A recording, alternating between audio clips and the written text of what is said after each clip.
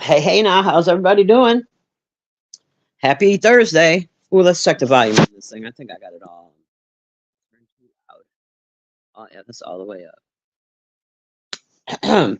Let's get into it right away. Before I even get into it, I want to say that I saw this movie when it came out. I was roughly 14 ish, 15 maybe. And oh, it was the jam. It was the jam. And for me, this is top 50, easy top 50 for me. But let's get into it. Love this movie. Did I turn that down? Oh, no. Okay, wait. The Legend of Billie Jean, 1985. It's labeled as a an action thriller. I don't know why the thriller part. There wasn't really anything thrillerish about it, but okay. As I say, so it's PG-13. IMDb gave it 6.6 out of 10, and Rotten Tomatoes gave it 39%. Only word. Fine. The producer is a man named Matthew Robbins. I looked at some of his movies. He did quite a few movies back in the 80s. He still continues to make movies, but I noticed that, I'm not familiar with him, and I like to get familiar with him. Okay. The cast is okay. Helen Slater played Billie Jean, obviously. And Christian Slater played her little brother Binks. I did not know until I was getting all the particulars for this movie that Helen Slater is actually his sister, Helen Christian Slater's sister in real life. I didn't put it together. She's not as famous as him. Matter of fact, I can only remember her in like one or two other things. Who knew? I didn't. Maybe you did. If you didn't, you're welcome. Yardley Smith played Putter. Keith Gordon played Lloyd. Martha Gehman played Ophelia. Peter Coyote played Detective Ringwald. Richard Bradford played Pyatt, the D-bag. And Barry Tubb played Hubie, his D-bag son. Okay, if you haven't seen this movie, you should leave now because I'm about to ruin it for you. Like I said before, when this movie came out, I was like 14, and I went through what I went through, and so this movie is about a young lady who's not only sticking it to the man, but she's sticking it to the male chauvinist pig, and it was so. It was like everybody cut their hair, even in real life, not just the movie. I'm gonna get into the movie in a second, but girls in real life were cutting their hair like her. It was wild. This movie had a huge impact on my childhood. Like it gave me some. I think this movie is part of the reason why I'm so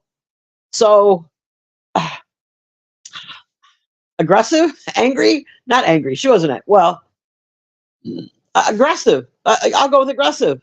Thank you, Billie Jean. Okay, so this movie is about a young girl named Billie Jean and her little brother. They live in a trailer park, so wrong part of town. Their father died and left them a small amount of money, and her little brother bought a scooter for whatever reason. He bought a scooter. Mom's is out there trying to find a new man. I wouldn't say she was a slut, but she was definitely, dating around, trying to find a new daddy. So the scooter meant everything to him. So there's a boy named Hubie who liked Billie Jean and, kind of teased them a little bit, and it got too much to turn into bullying. And so then it turned into assault. And they robbed Binks of his little scooter and took off with it and trashed it. Well, took off with it. We don't know that it's trashed yet. Sorry. They just took off with it. And then, so the sister, Billie Jean, she's got some moxie, some chutzpah. She marches right on down to where the father of the boy, who is Pyatt, he owns like a surf shop, is what it looked like, right by the beach. She marches right in there with an estimate from a car repair place, and she goes, I'll need $608, please, because your son's a D-bag, and he trashed my little brother's motorcycle. Oh, excuse me, scooter. Don't get it confused. It was a scooter. And he's like, okay, I'll give you the money. Come on upstairs to my office. So she goes upstairs to the office where he gets handsy and proposes to her a payment plan. You come in, you give me a little ta ta ta, I give you $50. You come back a couple days, give me a little pa ta pa pa, $50. So she's up there, fighting. He's grabbing on her clothes and shit. It's 1985. It's a little different in the cinema. And then while she's up there fighting, the little brother and their two friends hop out of the car. What was her name again? Ophelia and Putty. They all hop out of the car. These are children. These are little kids. They go in to see what's taking her so long, and they're yelling in the store, and she's nowhere to be found. So Binks is like, well, bump this. I'm going to get my $608 out the register. So he opens the register, and instead of taking any money out, he took the gun. He found a revolver. He was like, oh, snap, a gun. This is a little kid, maybe 14. So he takes the gun out. And his sister's coming down. Billie Jean's coming down the steps with the man who they're all out of breath because she's been fighting this fool. And she's like, let's just go. Let's just go. And he winds up shooting Pyatt, shooting him. So they all four go on the run. They're petrified. They killed this man. They don't know what to do, where they're going to go. They have no money. They are all children. The one little girl needs to go home before her mother beats her ass. The other chick needed to return her brother's car before he kicks her ass. So they're on the run. They wind up crashing in a golf cart, putting, what's it called? Like goofy golf? Miniature golf. It came to me.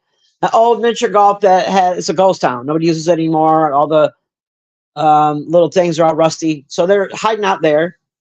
And then they discover that, Pyatt doesn't die. The man that they shot, that Binks shot, does not die. So instead of, he's talking all this shit, he goes to the media. He's talking about how these teenagers tried to rob him. They shot him. And then they're like, what the hell? They're happy that he lived. But they're like, he's lying. He's telling all these lies. She still wants the $608. Fair is fair. Okay. So they go on the run.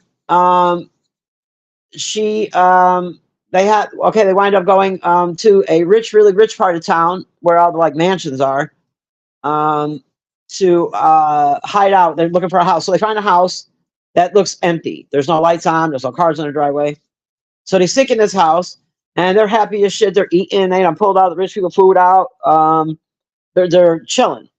But then Billie Jean hears a noise upstairs. She's floating around, and she opens his room, and it's a goddamn, oh God, it's a room of just horror shit. Movie sets and masks and movie posters, just all this horror crap, and hella high-tech cameras, because this is a mansion, so these people are rich. High-tech cameras. And then all of a sudden a dude jumps out on her, boom, with a mask on. Ha! It's a young man. That's his house. And he don't give a shit to do there. He's lonely. His rich father's never home. His mother died. He welcomed the fucking intrusion. So he's hanging out with them. He hears her story. He gets the newspaper. He tells her, look, they're still wanting you. They're saying that you robbed this place. Some guy over here is saying you, in Fresno, saying you held him up and tied him up and held him hostage. Like, all these stories are coming out. They're completely untrue. Meanwhile, Pyatt, the dude that she shot, who tried to perv on her, I'm sorry, her brother shot, he's got merch.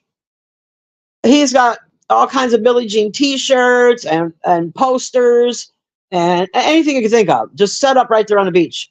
So everybody's buying up this Billie Jean merch. Ain't that a bitch?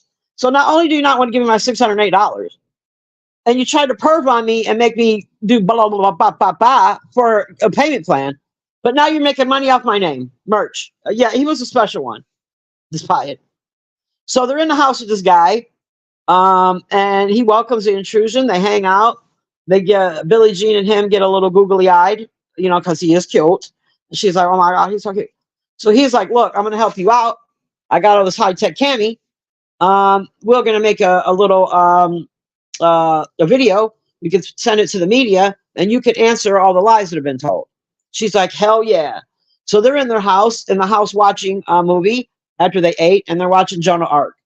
So she's watching Joan of Arc, and she's inspired by Joan of Arc and how they burned her at the stake, and all these things. She led the soldiers. So she's like, all right, let's get ready to film, but I'll be right back. So Billie Jean had pretty long blonde hair, real cute. She takes herself up to the bathroom, cuts all her hair off, really, really short, like really, really, really, really army short, with like a little wisp in the front. And she brings the girls out, little boobies and shit, but a little pushed them up a little bit. So she came out looking like a goddamn woman. All right, she went in there looking like a little girl. She came out a woman, ready to tell her story. So she puts it together a little video saying all these motherfuckers are lying on me. You got me twisted. We want our $608. Fair is fair. So now there's a sea of groupie girls all over. All these groupie girls. The movie took place in California. So all over California, there's all these groupie girls that have all cut their hair just like her because they're praising her. They're like, holy shit. They believe her. You know, not him. Not that. Nobody. But, I hated this douchebag in this movie. Oh. So the groupies are all out. Everybody's dyed their hair blonde and cut it real short. And they got their their merch, little t-shirts and shit. Fair is fair. So she's got like, if you will, an underground railroad of teenage girls who are taking her from car to car and truck to truck and all these different places so she doesn't get caught. That part of it was so funny to me. The underground railroad of blonde little teenage girls. They got her, you know. So she's talking to the cop. Hey, Nico B, how you doing? She's talking to the cops. The one cop played by Peter Coyote, trying to work out, some sort of resolution. So in the end, there's a whole bunch of there's some cop chases and a little bit of this. Was there a cop chase? Wait a minute, because I watched like 4 movies yesterday. Hold on. Not really a cop chase, but there was some chasing. Then at the end, they're supposed to then agree to meet at the mall where there's lots and lots of people around. She agrees to, come in, and he's going to pay her the $608. Finally, after all this shit's happened and all these things, all these stories that came out, all the things she's been going through. So they get there, and all these people are around, and he's got the money in a little envelope, Pyatt, and he's handing it to her. And as he's handing it to her, he drops it on the floor and puts his foot on top of it and yells for his son and his friends to come out and beat her up, to jump her. She's quick. She gets away.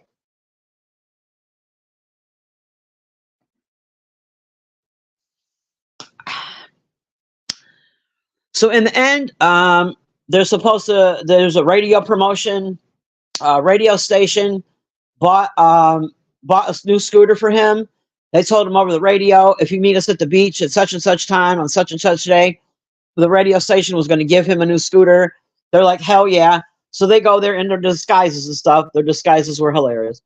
To see if it really existed. There's thousands of people there. All the news people are there to see Billie Jean. And she's going to come out and, get this motorcycle. And the cops are still looking for them too. So they get there, they peek with their little disguises in the crowd, and they see the scooter exists. The scooter is there. But then I can't remember what happened right there.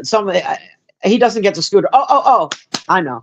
Pyatt, the dickhead, he recognizes her as something, and, or the boy. Oh, okay. I remember. Sorry, I forgot this one scene. So the boy, Binks, who is played by Christian Slater, he dresses up like her because he has the same haircut, little buzz cut. But from a distance, and I'm sorry, I left this part out too. The rich boy that was helping them, his father is the goddamn district attorney, and he is allowing them to keep him hostage. He wasn't really hostage, but that's the story that's being told. So at this part of the movie, at the very end, Binks wants his motor scooter. So from a distance, he's got an address and he's got a pistol to the, what's his name? I forgot his name. To the boy's head. And they get closer and closer. And as they realize that it's not, Billie Jean, they take him down. So they take the boy down to get the other boy back to his district attorney father. And Billie Jean is sick of the shit. She's sick of the shit. She's sick of it. She's had it. She snatches her disguise up and slowly. And let me tell you something. The soundtrack to this movie is amazing. Because I grew up in the 80s. So it was like every song they played, it was just perfect. It was perfect. I love this movie. She just walks up to the little spot where Pyatt is selling the merch. It's a huge, like, what do you call it? Booth. It's a, it's a huge booth right on the beach with all kinds of shit, memorabilia. She walks right up to it, says some slick shit to him. He gives her a smack, and a candle falls over and winds up burning the whole shit down. And she lives happily ever after with her new boyfriend, the district attorney's son.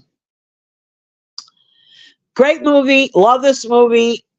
I like I said, the soundtrack was amazing.